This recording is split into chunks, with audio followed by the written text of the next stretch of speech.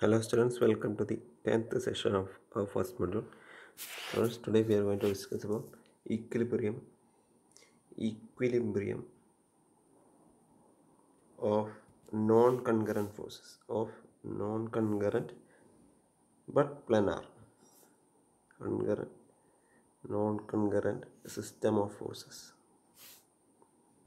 So students, we have discussed the topic called equilibrium of concurrent system of forces in one of the previous sessions.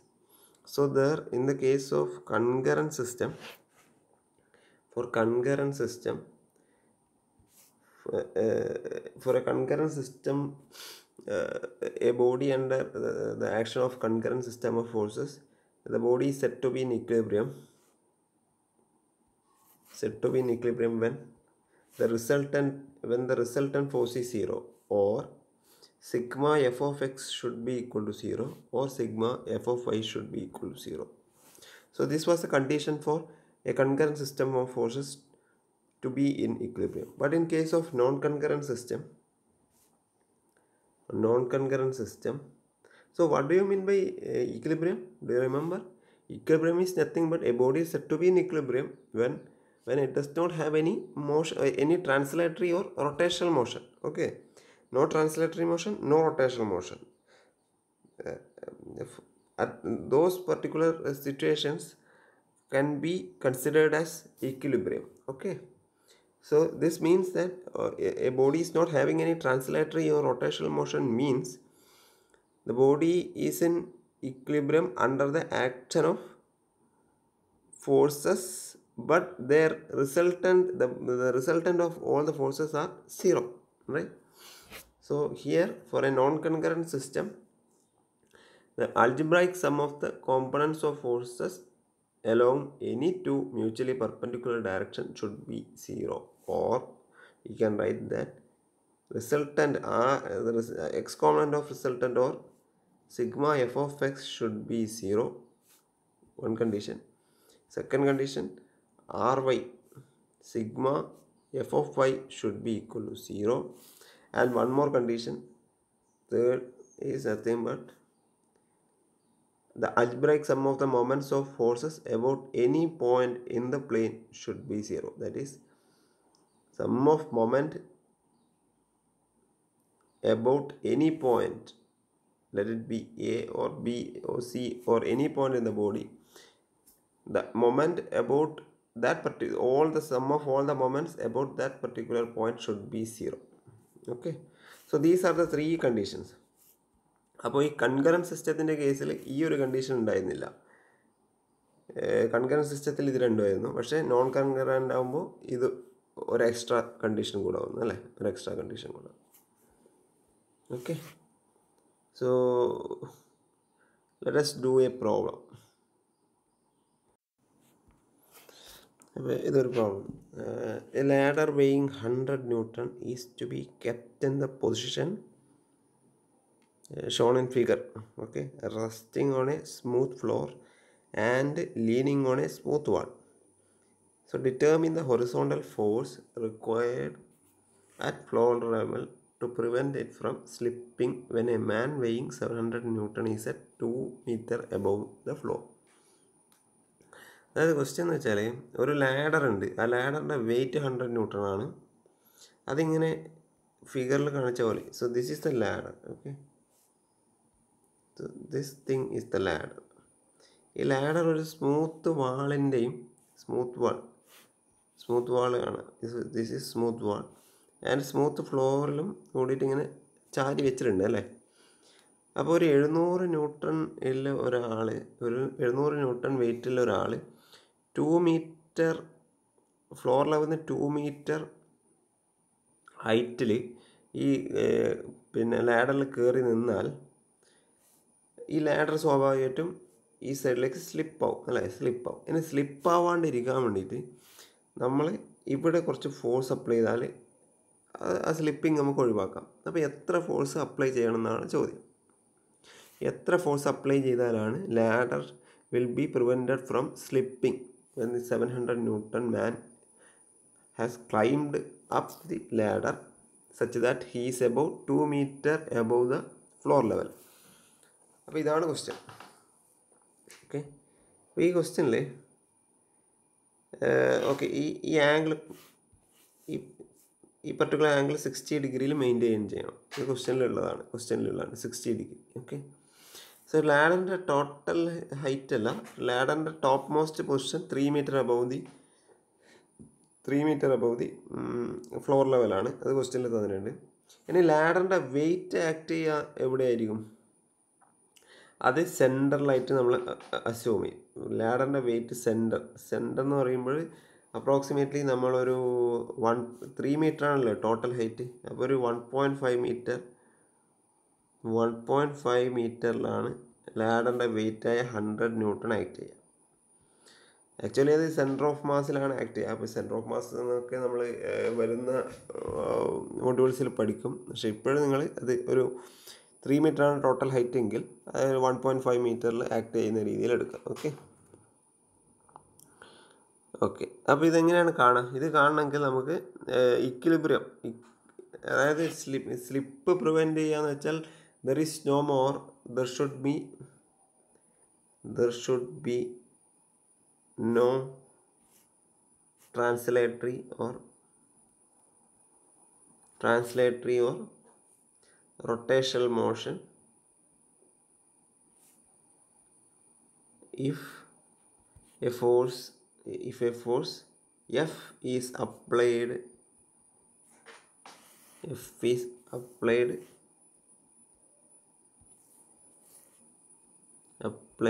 at floor level അല്ലേ?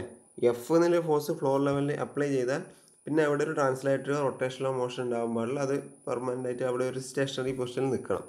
So that means the ladder will be under ഇക്വിലിബ്രിയത്തിലായിരിക്കും. അപ്പോൾ നമുക്ക് equilibrium conditions apply ചെയ്യാം. Equilibrium condition എന്ന് വെച്ചാൽ sigma F of X equal to 0, sigma F of Y equal to 0.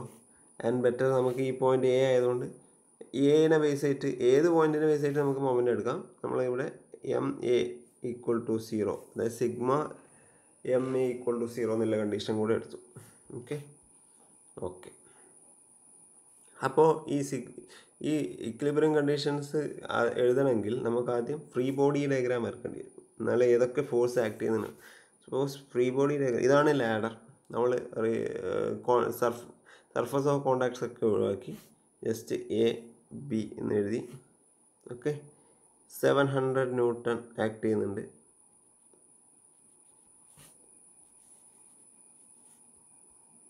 എവിടെ നിന്നാണ് 700 newton?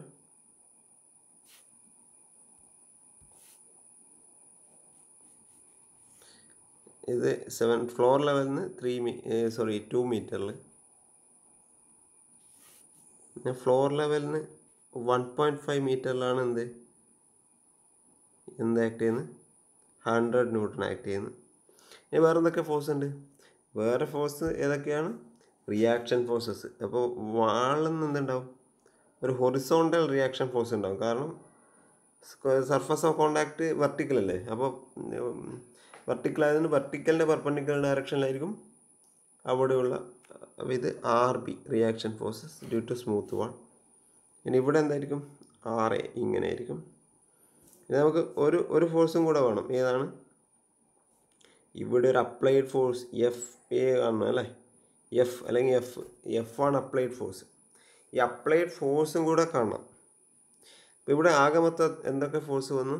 ഒന്ന് എഫ് ഉണ്ട്, ഒന്നൊരു 700 ന്യൂട്ടൺ ഉണ്ട്, ഒന്ന് 100 ന്യൂട്ടൺ ഉണ്ട്, പിന്നെ ഒന്നുണ്ട് RA ഉണ്ട്, RB ഉണ്ട്. ഇത്രയും ഫോഴ്സസ് ഉണ്ട് അല്ലേ? ഇനി നമുക്ക് sigma F of X equal to 0 കാണുമ്പോൾ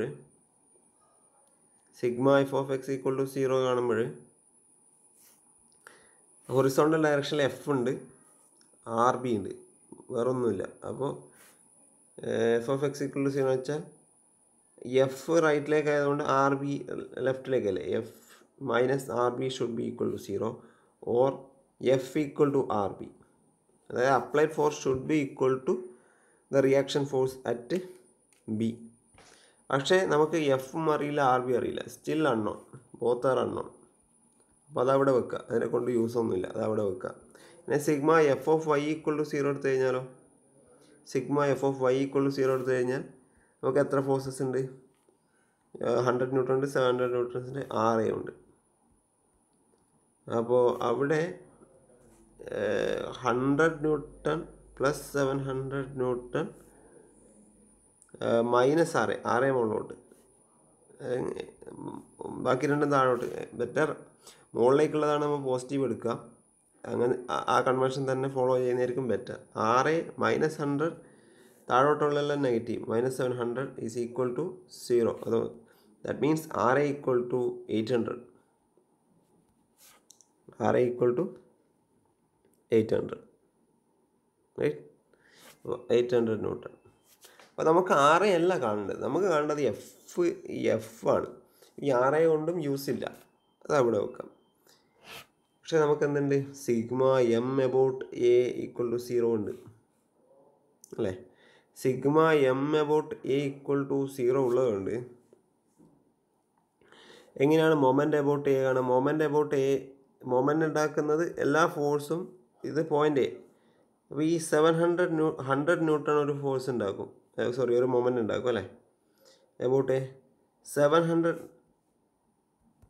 ഈ 100 ന്യൂട്ടൺ ഈ പോയിൻറ്റുമായിട്ട് ഒരു മൊമെൻ്റ് ഉണ്ടാക്കും. ഈ 700 ന്യൂട്ടണും ഇതുമായിട്ട് ഒരു മൊമെൻ്റ് ഉണ്ടാക്കും. ഈ RBയും ഒരു മൊമെൻ്റ് ഉണ്ടാക്കും.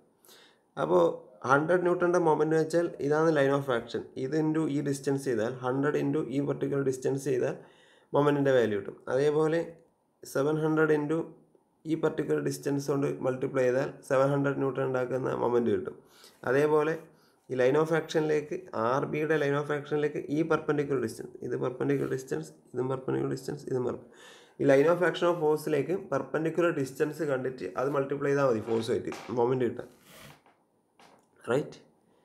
റൈറ്റ്. അപ്പോൾ ഇത് മൂന്നും ചെയ്ത് കഴിഞ്ഞാൽ, അപ്പോൾ ഈ പെർപെൻഡിക്കുലർ ഡിസ്റ്റൻസ് എങ്ങനെയാണ് കാണാം? പെർപെൻഡിക്കുലർ ഡിസ്റ്റൻസ്, അപ്പോൾ ഈ പെർപെൻഡിക്കുലർ ഡിസ്റ്റൻസ് എങ്ങനെയാണ് കാണാം? സപ്പോസ് ഞാനിത് റെഡിൽ മാർക്ക് ചെയ്തു, ഇത് ABC,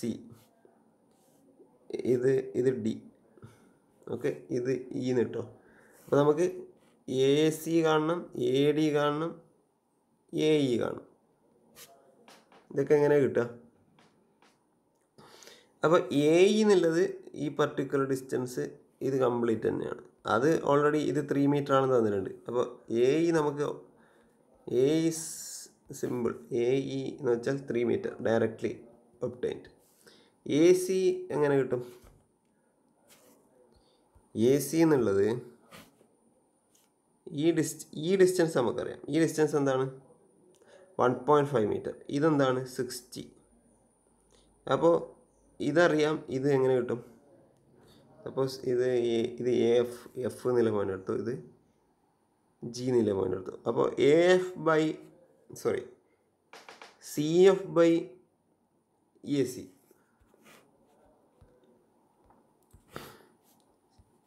അറിയില്ല. അപ്പോൾ CF ബൈ AC എന്നുള്ളത് ഓപ്പോസിറ്റ് സൈഡ് ബൈ അഡ്ജസൻറ്റ് എന്താണ്? tan 60 അല്ലേ? ഗീവ്സ് AC എന്തായിരിക്കും? AC വെച്ചാൽ CF cot 60 അല്ലേ? CF cot 60 അല്ലേ? അപ്പോൾ CF എന്നുള്ളത് 1.5 ആണ്. 1.5 cot 60 എന്താണ്? AC ഈക്വൽ ടു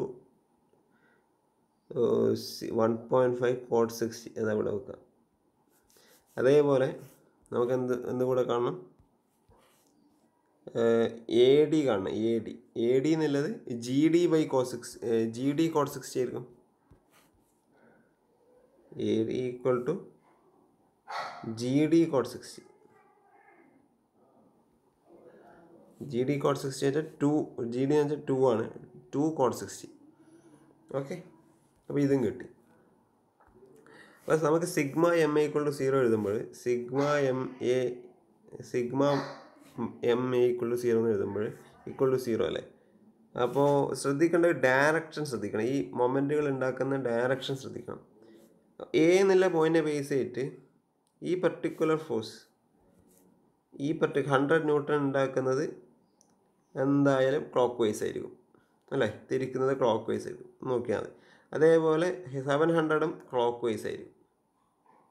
പക്ഷേ ഈ RB എന്നുള്ള ഡയറക്ഷൻ ഇങ്ങനെയാണ്. അപ്പോൾ ഇത് A എന്നുള്ള പോയിൻ്റ് തിരിക്കുന്നത് ആൻറ്റി ക്ലോക്ക് വൈസ് ആയിരിക്കും. അപ്പോൾ ഈ ക്ലോക്ക് വൈസ് രണ്ടും പോസിറ്റീവ് എടുത്തോ, ഒന്നുകിൽ ക്ലോക്ക് വൈസ് പോസിറ്റീവ് എടുക്കാം, അപ്പോൾ ആൻറ്റി ക്ലോക്ക് വൈസ് നെഗറ്റീവ് എടുക്കാം. ആൻറ്റി ക്ലോക്ക് വൈസ് ആണ് പോസിറ്റീവ് എടുക്കുന്നതെങ്കിൽ ക്ലോക്ക് വൈസ് രണ്ട് നെഗറ്റീവ് എടുക്കാം. ഓക്കെ, അപ്പോൾ ഡയറക്ഷൻ കൊടുത്ത് നോക്കാം. പിന്നെ sigma M A equal to 0 എഴുതുമ്പോൾ അപ്പോൾ ആർ ബി ഇൻറ്റു 3 എന്നുള്ളത്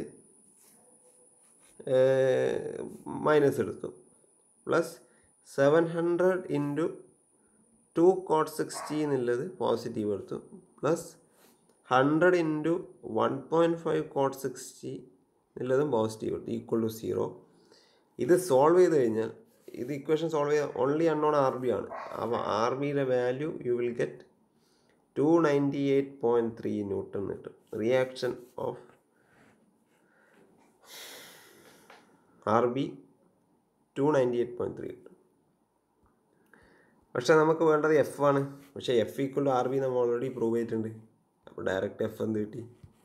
F is also equal to 298.3 newton എന്ന് കിട്ടി. സോ സിമ്പിൾ അല്ലേ? അപ്പോൾ ഇങ്ങനെയാണ് ഫോഴ്സ് കാണുന്നത്, പക്ഷേ നിങ്ങൾക്കൊരു ഡൗട്ട് ഉണ്ടാവും, എന്തുകൊണ്ട് sigma M B equal to 0 എടുത്തില്ല എന്നൊരു ഡൗട്ട് ഉണ്ടാവും.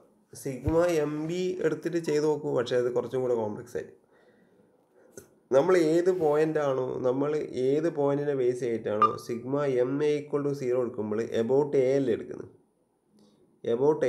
അപ്പോൾ എ എടുക്കുമ്പോൾ നമ്മൾ എയിൽ കൂടെ പോകുന്ന ഫോഴ്സസ് ഒന്നും കൺസിഡർ ചെയ്യേണ്ട ആവശ്യമില്ല. നോക്കിക്കേ,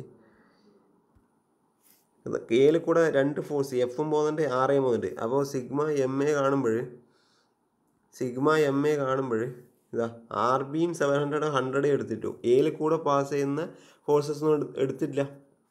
അപ്പോൾ എയിൽ കൂടെ പാസ് ചെയ്യുന്ന ഫോഴ്സസ് ഒഴിവാകുന്നത് എങ്ങനെയാണ്? കാരണം എയിൽ കൂടെ പാസ് ചെയ്യുന്ന ഫോഴ്സസ് ഏനെ ബേസ് ചെയ്തിട്ട് എന്തുണ്ടാക്കില്ല, മൊമെൻ്റ് ഉണ്ടാക്കില്ല. കാരണം ആ ഫോഴ്സും ആ പോയിന്റിലേക്കുള്ള ഡിസ്റ്റൻസ് 0 അല്ലേ. If the line of action is along the same point, it won't make any moment about that particular point അല്ലേ. അപ്പോൾ അവിടെ അതിൻ്റെ എഫക്റ്റ് 0 ആയി. എഫും വേണ്ട, ആറേയും മൊമെൻ്റ് ഉണ്ടാക്കൂല. Sigma M A they won't make any moment. അപ്പോൾ നമുക്കെന്ത് ലാഭിച്ചു? നമ്മൾ ഈ ഇക്വേഷനിൽ രണ്ട് ടേമും കൂടെ ലാഭിച്ചു അല്ലേ, 2 ടേം ലാഭിച്ചു. ഇപ്പോൾ ഇതിപ്പോൾ ഈ ഇക്വേഷനിൽ ഒറ്റ അൺനോണേ ഉള്ളൂ, ആർ ബി മാത്രമാണ് അൺനോൺ. ഒരു ഇക്വേഷനാണ് നമുക്കുള്ളതെങ്കിൽ ഒരു അൺനോണേ സോൾവ് ചെയ്യാൻ പറ്റും.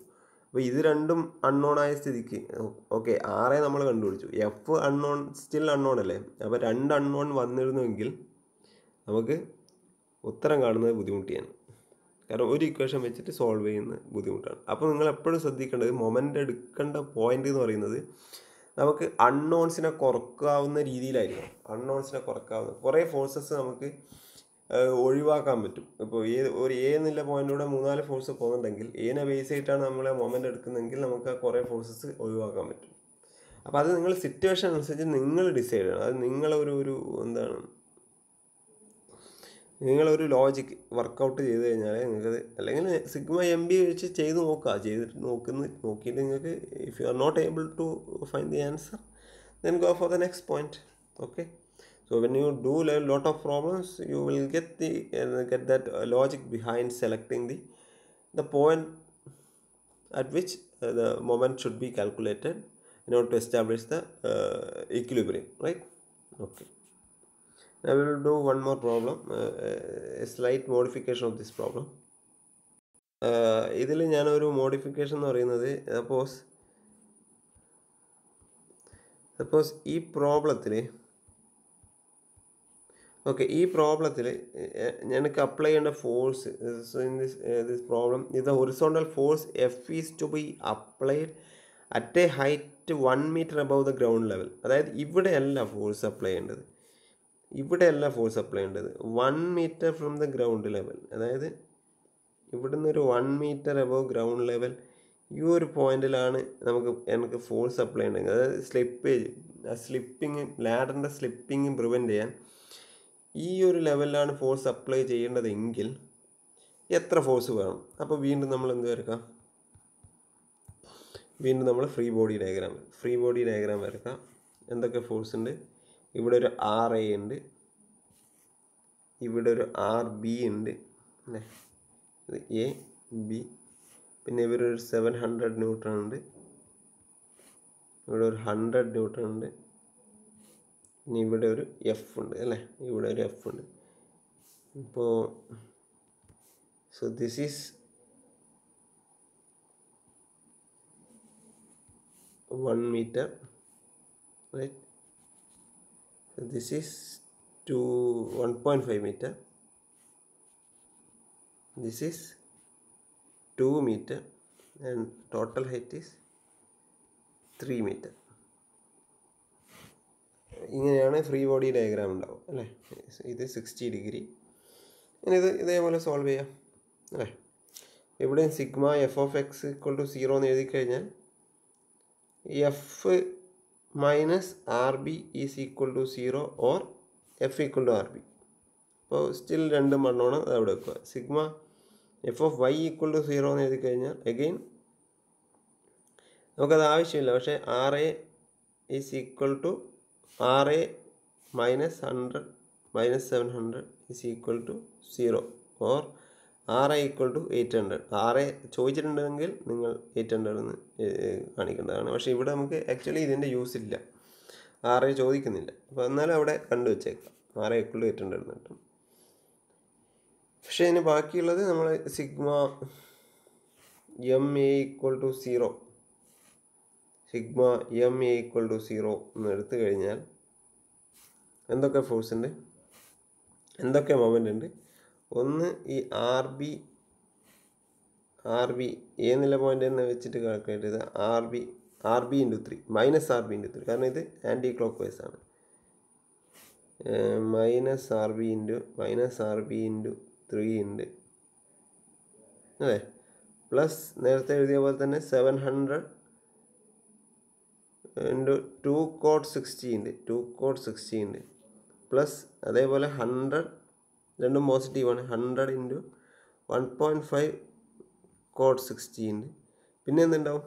നേരത്തെ F ഉണ്ടായിരുന്നില്ല, കാരണം F ഏൽ കൂടെ തന്നെയാണ് മാസ് ചെയ്യുന്നത്. പക്ഷേ ഇവിടെ F ഉണ്ട് അല്ലേ. അപ്പോൾ F എന്നുള്ളത് F ഒരു മൊമെൻ്റ് ഉണ്ടാക്കുന്നത് ഏനെ ബേസ് ചെയ്തിട്ട്. അപ്പോൾ ഡിസ്റ്റൻസ് 1 മീറ്റർ ആണ് അല്ലേ, പെർപെൻഡിക്കുലർ ഡിസ്റ്റൻസ് 1 മീറ്റർ ആണ്. ഉണ്ടാക്കുന്ന ഡയറക്ഷൻ പോസിറ്റീവ്, ക്ലോക്ക് വൈസ്. നമ്മൾ ക്ലോക്ക് വൈസ് പോസിറ്റീവ് എടുത്ത്, അപ്പോൾ അത് പോസിറ്റീവ്. അങ്ങനെയാണെങ്കിൽ വീണ്ടും plus F ×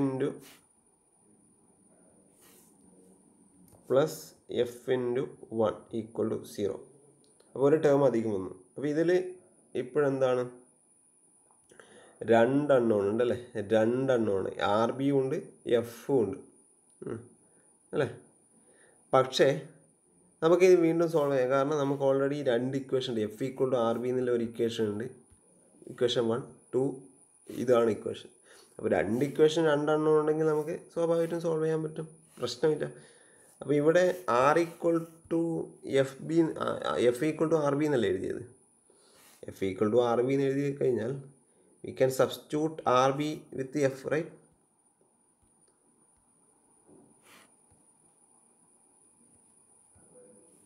Can substitute RB with F. അതുകൊണ്ട് -F × 3, RBക്ക് വരെ F എഴുതാം, -F × 3 plus 700 × 2 cot 60 plus 100 × 1.5 cot 60 again plus F × 1 is equal to 0.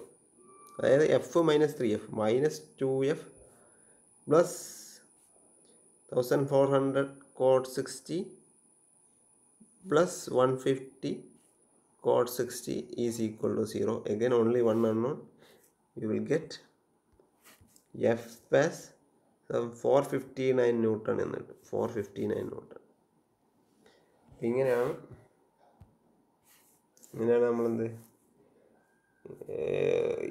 ഇത് നോൺ കൺകറൻറ്റ് ഫോഴ്സസ് ആണ്, മനസ്സിലായല്ലോ. ഇത് ഇവിടെ ആക്ട് ചെയ്യുന്ന ഫോഴ്സസ് എല്ലാം പാരലൽ ഫോഴ്സസ് ആണ്, നോൺ കൺകറൻ്റ് ആണ്. ഓക്കെ, അപ്പോൾ ഈ നോൺ കൺകറൻറ്റ് ഫോഴ്സസ് വരുമ്പോൾ ഇവിടെ ഒരു നമ്മളെ ഈ മൊമെൻ്റ് എന്നുള്ള കൺസെപ്റ്റ് വരാൻ സാധിക്കും.